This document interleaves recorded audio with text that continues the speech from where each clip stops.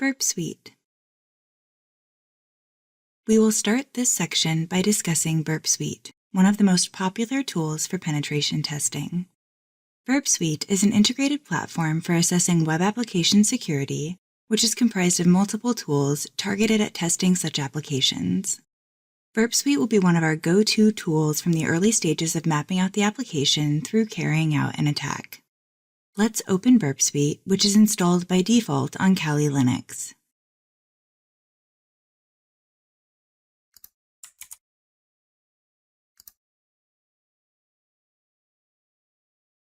We'll avoid spending too much time with project options. The free version of Burp Suite does not permit project use, so we can skip this for the time being. Let's click Next to move on. We then receive a request to select a configuration. Burp Suite allows us to export and import configurations depending on our workflow needs. Since this is our first time starting Burp, let's stick with the defaults and simply click Start Burp.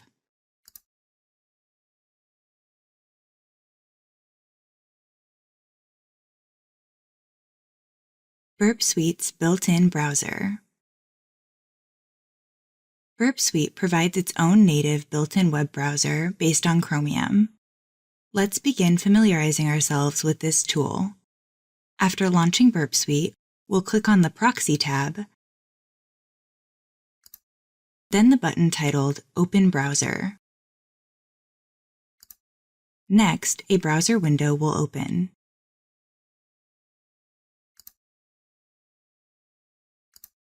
With the Intercept button deactivated, Burp's proxy will automatically store the requests we send through the built-in browser.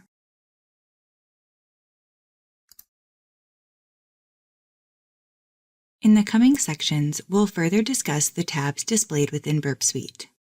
We can continue practicing the concepts explored in this section by configuring a web browser, such as Firefox, to communicate with Burp Suite over port 8080 via the proxy configuration inside of Mozilla Firefox. Using Burp Suite with other browsers. Before we move on to some of the other tools in Burp Suite, let's demonstrate how to configure another browser to use Burp Suite as a proxy.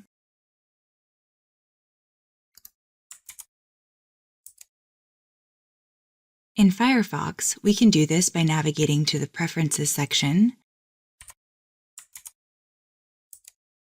scrolling down to Network Settings, then clicking on the Settings button.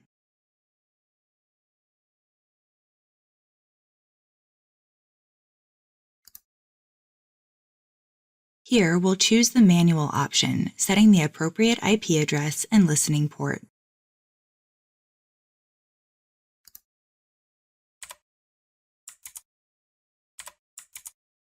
In our case, the proxy and the browser reside on the same host, so we'll use the loopback interface and specify port 8080.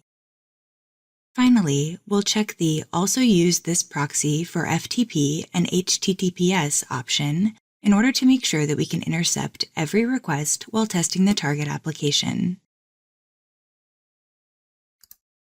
Note that once we've configured Firefox in this way, we will need to run Burp Suite to access any website. To stop using Burp Suite as a proxy, we must return to Connection Settings and select Use System Proxy Settings.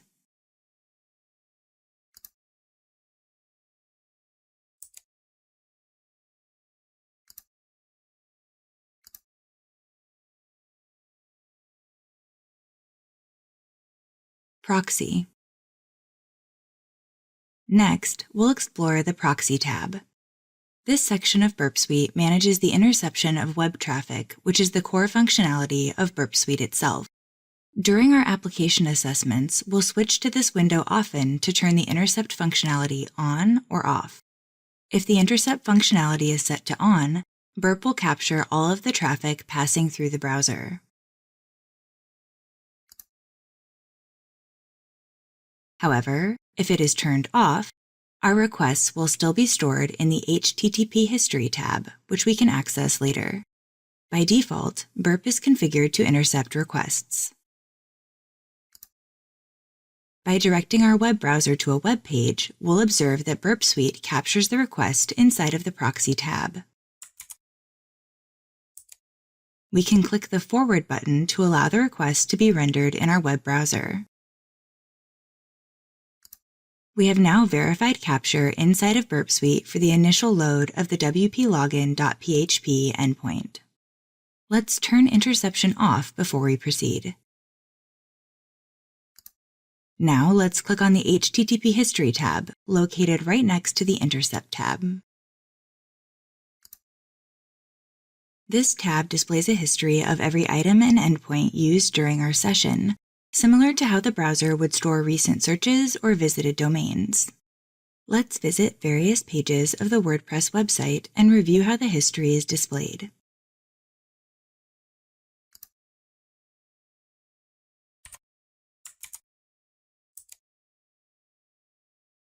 Browsing through the site,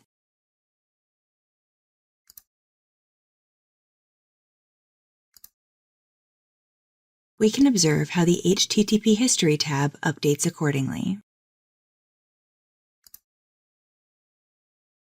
The History tab will sort the pages we have visited and traffic that we forward in sequential order.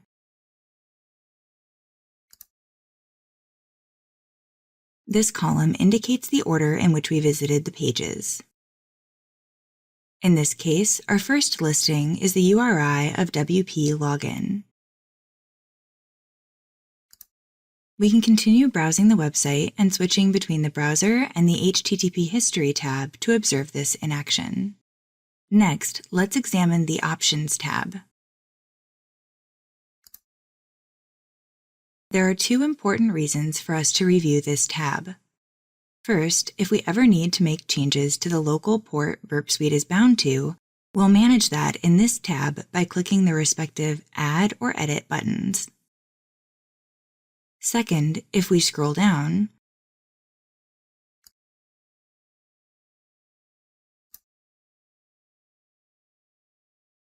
we'll find the Match and Replace functionality that we can use when a request is intercepted. This functionality allows Burp Suite to modify requests and responses based on the enabled rules. We can leverage this to render content from the perspective of Internet Explorer, Google Chrome, or Firefox, for example, even mimicking mobile devices. In the next section, we'll explore another tab known as Intruder. Intruder. Let's explore Burp further by clicking the Intruder tab, then clicking on Positions. We can leverage our captured requests using this tab to position our manipulated text in payload word list form at a location of our choice. Whenever we capture a request, every form of input, including get and post data and headers, can be manipulated with Intruder. We can modify our payload position by moving two instances of the section sign characters. Our payload will be delivered between them.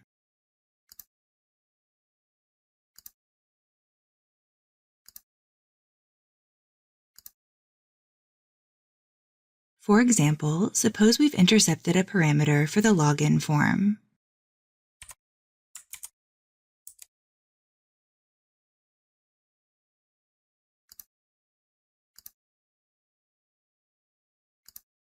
Let's enter the username and password input values so that they'll be noticeable during the interception. We'll choose admin for the username.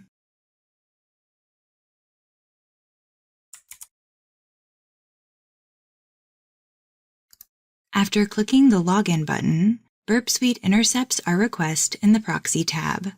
We can right-click in the request and select Send to Intruder to move our intercepted request into the Intruder tab. Clicking on the Intruder tab next, we'll discover that Burp Suite has configured the request for a brute forcing type of attack.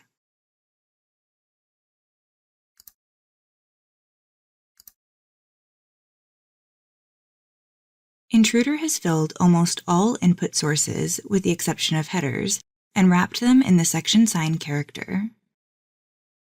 Any word list payload we select will be inserted between these characters.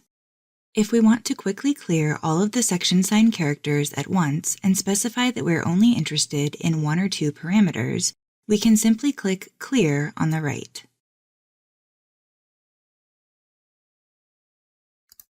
Once cleared, we can enter 2 of these characters into the payload position of our choice by clicking Add. Let's practice by targeting the password parameter to attempt brute forcing the admin account.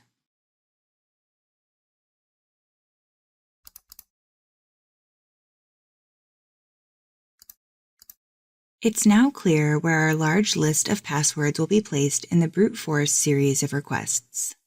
Before we click Start Attack, however, we need to visit the Payloads tab. Let's load a small custom word list to the Payloads tab. We will create a file in our home directory to use for our example.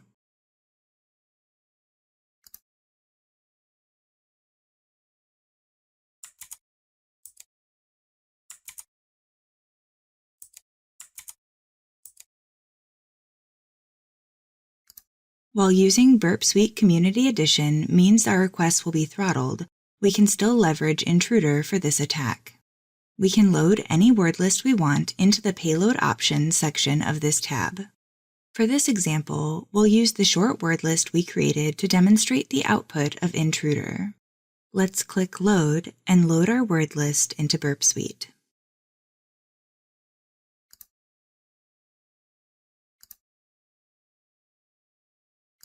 After verifying that our chosen word list has been loaded into Burp Suite, we can begin our attack by clicking Start Attack. We will receive a pop-up message warning us that our requests will be throttled because we are using Burp Suite Community Edition. We can simply click OK to move forward with the attack.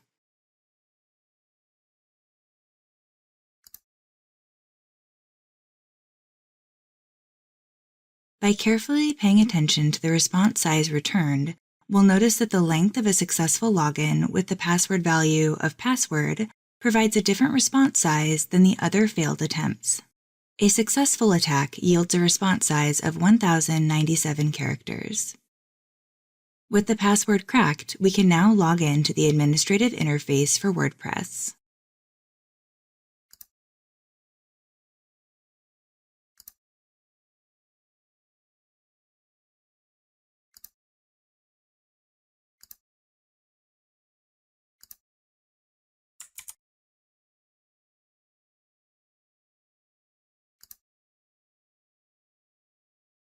In the next section, we will discuss Repeater, one of our most essential tools for performing web application assessments.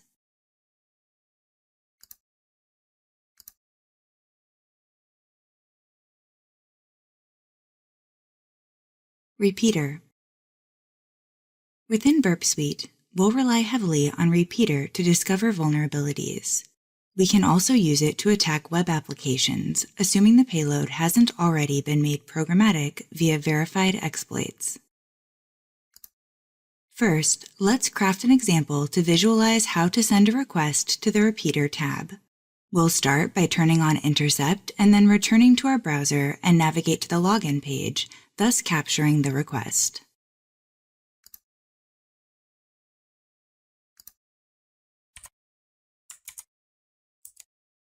Within the Proxy tab request, we need to right-click and select Send to Repeater, then click on the Repeater tab to view our captured request.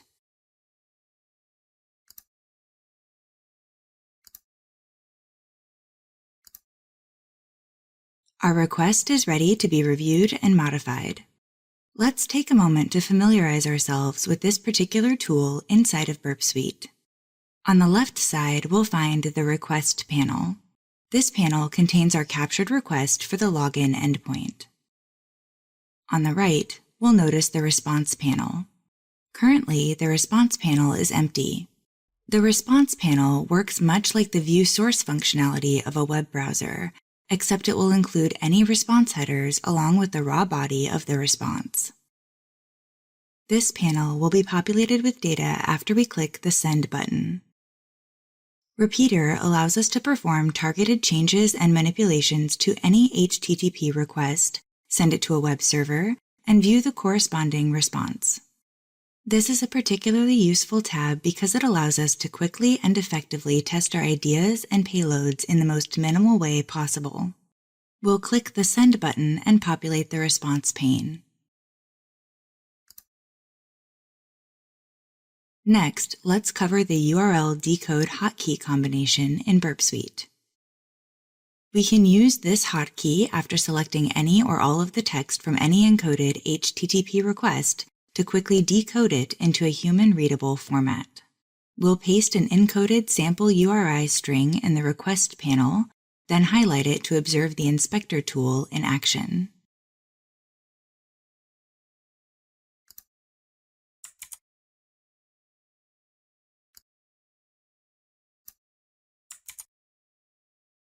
The output provides the decoded string on the right-hand side.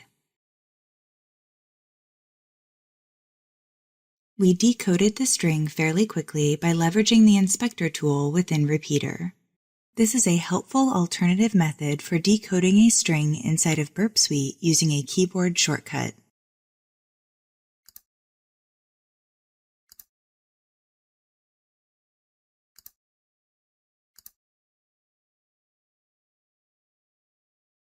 Nmap. Nmap is a free and open-source network scanning tool. It can be used to discover hosts, services, and ports on a particular target machine or on entire network ranges. While this tool is more well known for its network scanning capabilities, we can also combine certain Nmap options or flags with various scripts to retrieve useful information during a web application assessment. Let's get some practice with Nmap to better understand how it works. Our first step is to export our target IP environment variable into the terminal using the export command.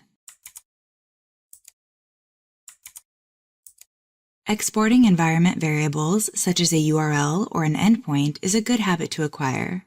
We can more quickly launch the tools we need if these environment variables are preset. For our first Nmap scan, let's scan port 80 and examine the output. We will provide the -p parameter with a value of 80 to indicate that we're interested in only scanning port 80. Next is the IP parameter, which is our exported IP environment variable. In the output, we notice that port 80 is open and the service or protocol being served using that port is HTTP or web. Next, we'll rerun the same scan, this time adding the -sv flag. This flag is short for service version. Essentially, it instructs Nmap to perform simple banner grabs in an attempt to enumerate the service and service version running on a machine. We'll observe the difference between the output and our initial output. The newest output still lists port 80 as open and corresponds to HTTP. However, we also retrieve the Apache version as well as target operating system information disclosed by the headers of the web server.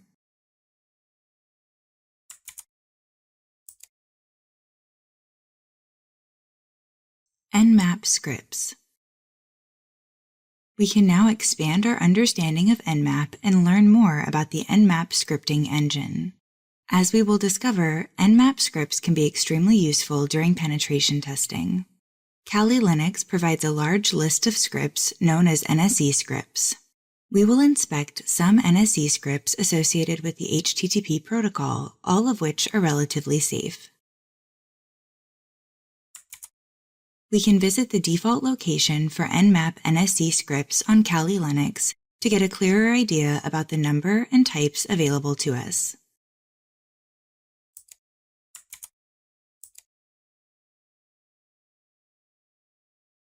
Let's examine a few specific Nmap NSE scripts targeted at the web.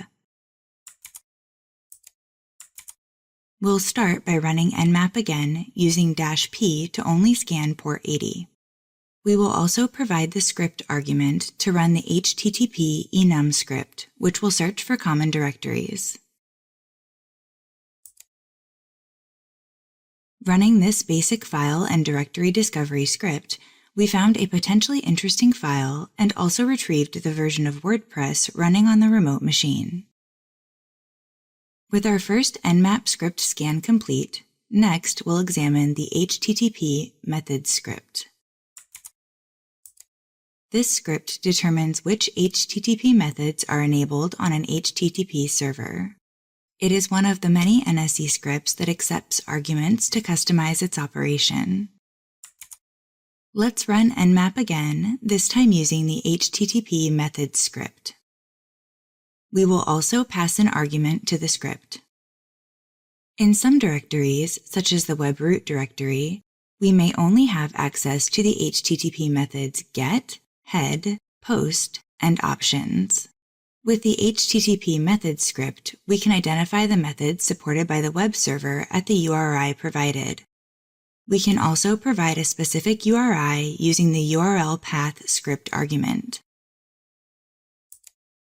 The script identified that the get, post, options, and head methods are supported by the web server at the specified URI. Since we know our target is running WordPress, we can also use the WordPress enum nmap NSE script. This script will assist us with enumerating plugins and themes present on the target WordPress machine. We discovered a popular plugin called Akismet, which means that the nmap NSE script is functioning as intended.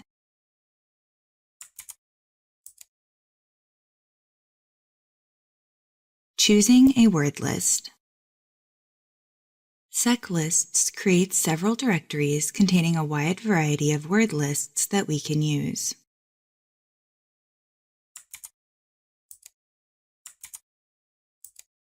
If we're performing fuzzing, we can use the SecLists fuzzing directory. For password recovery, we can use the word lists in SecLists passwords directory. Becoming familiar with these directories and how they can assist us is vital to our success when assessing web applications. It's worth our time to investigate these lists, make note of the available payloads, and become familiar with them. Building custom word lists. In some scenarios, we may need to develop a custom word list. Let's imagine we're tasked with assessing a web application for the Megacorp1 domain. During our assessment, let's say we encounter a lot of data that the organization has disclosed publicly, information ranging from first and last names of employees to project titles, and even including commonly used organizational abbreviations. We can leverage this data to create custom content using a variety of Kali Linux tools. Let's first examine Cool, a word list generation tool available on Kali Linux. We can use this tool to create custom word lists from content present at a URL we specify. For this example, we'll target Megacorp1. We can tell Cool how far we want it to crawl or spider using the -d parameter. We can also specify the minimum word length we want to be generated for our word list using the -m parameter. Finally, the -w parameter instructs Cool to output the word list at a destination of our choice on our attacking machine. Let's review some of the output. Excellent! We've utilized the content from an endpoint to generate our own word list. Before we conclude this section, let's explore another approach to creating custom word lists, as our word list may not always be generated by a tool such as Cool. Let's suppose instead that we've achieved code execution on a target machine and want to create our own word list. We can develop a word list of executable binaries based on our own machine to create a template. Using this command, we can list out all possible binaries on our Kali Linux VM. Next, we'll use sed to remove the numerical listing of each binary. This provides some helpful output of all the binaries present. However, we will notice a lot of spacing issues. We can use sed to remove any extra spaces. Finally, we can avoid duplicate values by piping all output to sort with a parameter of -u, indicating that we only want unique results. Naturally, we would like to save our output, so we pipe all output to a file. Examining the file, it's clear that we have successfully created a custom word list of Linux binaries we could leverage to enumerate a target system with code execution. This wraps up our custom word list section. There are endless possibilities for creating custom word lists, and understanding how to develop them will often make cracking logins easier. Installing GoBuster and basic usage. Let's run GoBuster using the help flag to begin familiarizing ourselves with the tool's options. Before we review some of these commands and flags, we need to export our environment variables. Let's export a URL environment variable to target with GoBuster. With our environment variable set, we're ready to discover some endpoints using this tool.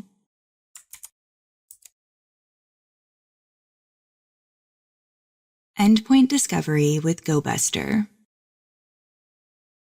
Let's practice using GoBuster to discover file and directory endpoints. We'll set dir as our mode for directory and file enumeration, -w for our word list, and -t to run the scan with only 5 threads. We'll also provide the -b parameter for a status code block list so our attempt is not interrupted by redirects.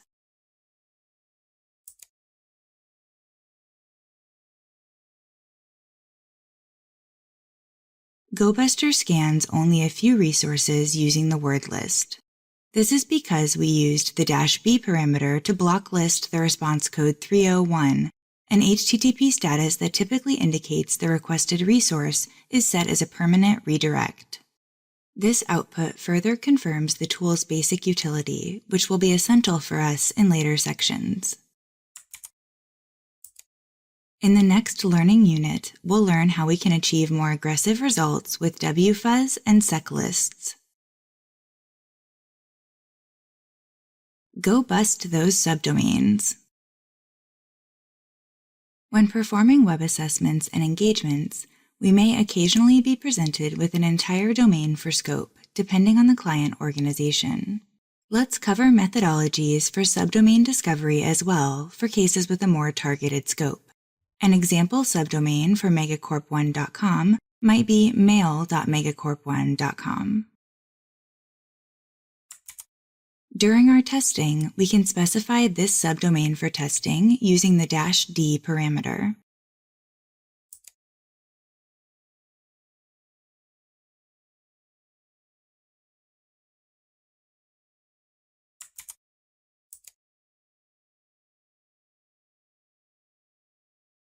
wfuzz. The next tool we'll examine is wfuzz, which can provide excellent coverage for testing input points on the web surface. First, let's cover the term fuzzing. Fuzzing is a technique that involves sending a large amount of both valid and invalid data in the form of input to an application or a service. A fuzzer is a type of automated software that performs this input testing. Let's experiment with fuzzing by targeting web applications and web servers with wfuzz. First, we'll run wfuzz with the help option.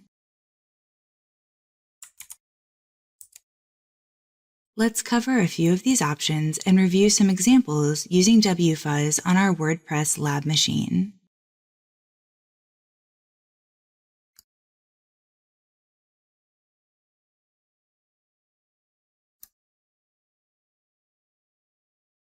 When we later export our URL environment variable, wfuzz will replace the fuzz keyword in an HTTP request by iterating over our provided word list. The keyword being replaced can be anywhere in the request, including the URL, parameter, headers, or body. Next, we'll use wfuzz to discover directories and files like we did with GoBuster. Then, we'll leverage it for more advanced fuzzing. File discovery. In this section, we'll practice using wfuzz for file discovery on a WordPress lab machine present in the online portal. Before launching any fuzzing attempt, we need to ensure that our URL environment variable is set properly within our terminal using the export command.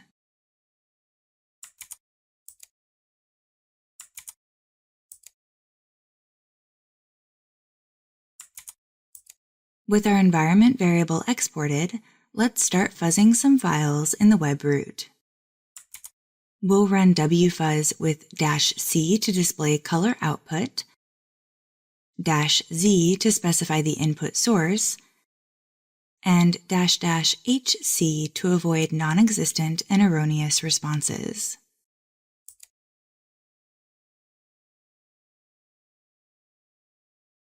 After several minutes, our scan will complete and we'll notice that files were discovered. We didn't discover directories because we did not include a trailing forward slash to our environment variable when fuzzing. We'll cover directory discovery more closely in the next section as we further discuss the trailing forward slash and proper usage of sec lists. When properly executed, wfuzz can be very helpful for both directory and file discovery in the early phases of enumeration. Directory discovery. To find directories using wfuzz, let's re-export our environment variable with a trailing forward slash.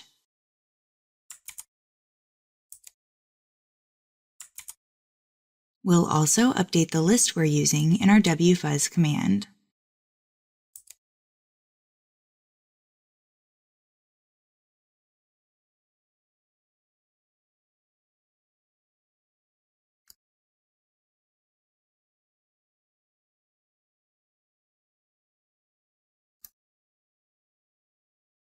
Because we specified a trailing forward slash, we received the corresponding directories and response code present in the web root.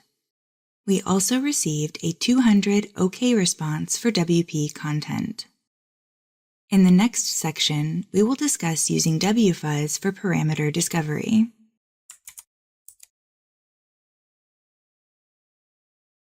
Parameter discovery. It's not uncommon during early web application enumeration phases to encounter a file returning a 200 OK response. This is a normal, expected response for a remote file that exists on the target web server and has access permissions. We should, however, note an important related topic: parameter discovery. Let's imagine a scenario in which an organization's web developer has created an application that's ready for security testing. During this phase, we would typically perform some penetration testing to ensure that there are no hidden parameters in the web application that could be leveraged maliciously. We'll need to check for hidden parameters on the endpoint. To perform this check, we'll need to review the wfuzz output for any valid response size changes, which would indicate the presence of a hidden parameter. If there are no valid changes in response size, we're in the clear and can expect no potentially hidden parameters. However, we may find such parameters if we perform a parameter discovery attempt using a word list and encounter a change in average response size. Further, we want to make sure when performing parameter discovery that we utilize the best word list we can.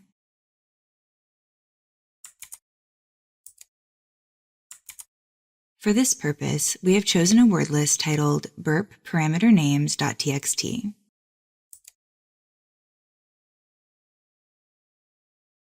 We indeed found 3 potential hidden parameters. Although these parameters are not directly exploitable in this scenario, we've still learned the process needed to check an endpoint for hidden parameters that might have either been left behind are not intended for end-user interaction or serve data processing purposes. Next, we will explore fuzzing a single parameter for preliminary sanitization checks. Fuzzing parameter values. In the following examples, we will practice the basics of fuzzing a single parameter value on a target web application. In this scenario, however, we will be fuzzing the FPV parameter with a common username word list.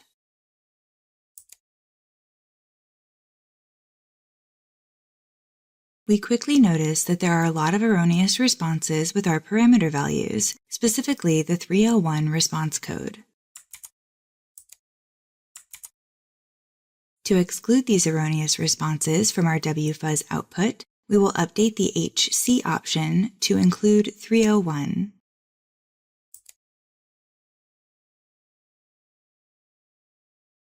Sure enough, we discover that the FPV parameter returned a different response code and size when the word list reached the Unix keyword.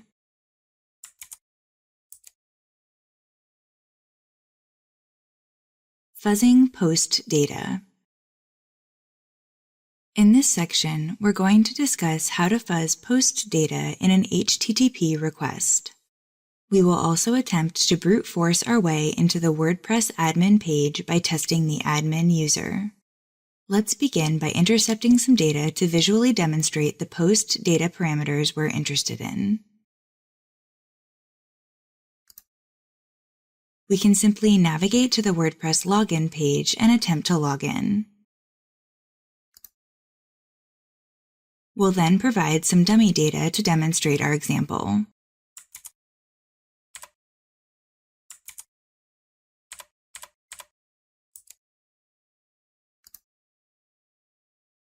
We'll observe that both the username and password values we submitted to the login page were captured in transit. The parameter name for the username is log, while the password parameter is pwd. Of course, this is dummy login information to provide visual representation of post data. Next, let's target pwd with wfuzz and try to discover a valid username and password combination.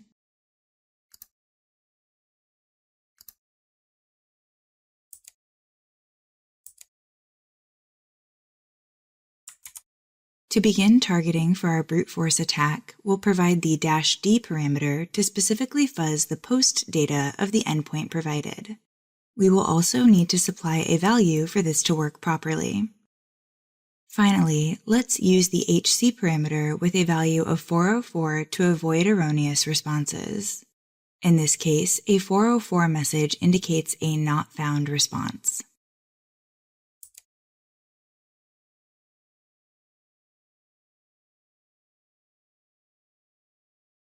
The output shows that we receive several erroneous response sizes.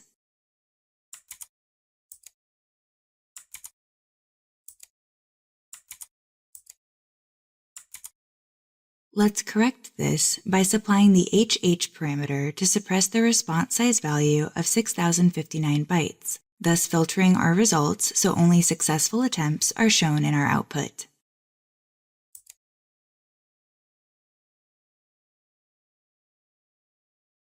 Great! We have successfully retrieved the very insecure password of password for the admin user via our targeted fuzzing of post data. We've now covered the basics needed to use wfuzz. The methodologies provided in this section should be helpful when working through the labs. HackCrawler and the Wayback Machine. HackCrawler's power lies in its ability to combine spidering techniques with the Wayback Machine, thus providing us with a large list of previously used or archived domains that would otherwise need to be busted via tools like wfuzz or GoBuster. Let's use HackCrawler to target Megacorp1. Let's add our target to a text file, then pipe the file to HackCrawler.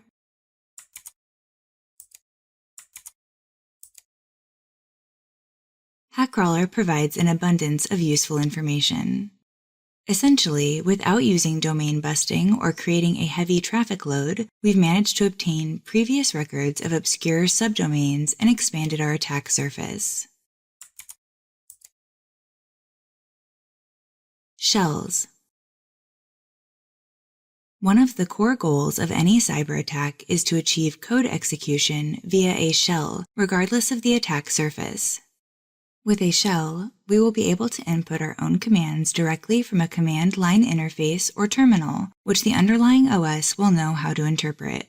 However, before we retrieve a shell of our own, we will need to experiment with initial code execution.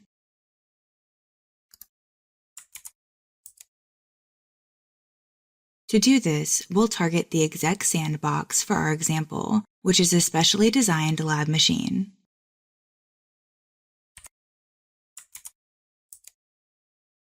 In this sandbox, we will utilize PHP to execute a system command.